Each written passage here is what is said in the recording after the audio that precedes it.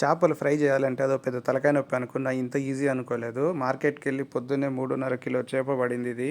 ఫ్రెష్‌గా ఉంది చేప కూడా.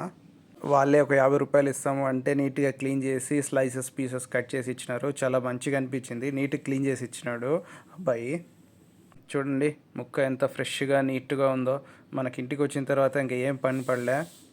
ఇంకా డైరెక్ట్గా ఇంకా మసాలాలు కలుపుకొని దీనికి మసాలా అంతా అంటించి ఆయిల్లో ఫ్రై చేయడమే అనిపించింది. అంత ఫ్రెష్గా నీట్గా చేసి ఇచ్చారు. చాలా మంచిగా అనిపించింది. ఇంటికి వచ్చిన తర్వాత మళ్ళీ మనం క్లీన్ చేసుకునే పని తప్పిపోయింది.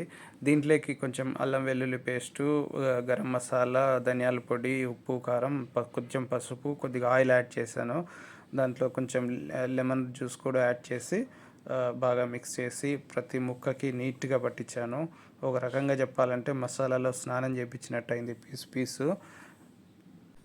బాగా ముక్కకు పట్టించి జస్ట్ ఒక 10-15 నిమిషాలు మాత్రమే నేను ఒక మ్యారినేషన్కి టైం పడుతుంది అన్నట్టుగా అట్లా పెట్టాను. మామూలు చికెన్ మటన్కి అయితే మనం 3-4 గంటలు పెట్టుకోవాలి మ్యారినేషన్కి.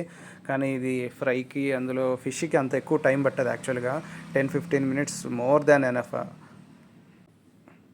నేను అట్లా అన్ని ముక్కలకి పట్టించేసి సింపుల్గా తక్కువ ఆయిల్ వేసుకొని 2-3 పీసెస్ మాత్రమే ఒక్కొక్కసారి అట్లా ఫ్రై చేసుకుంటూ వచ్చాను. సో ఫైనల్ అవుట్పుట్ అయితే ఇలా వచ్చింది. ఫ్రై చాలా బాగా వచ్చింది.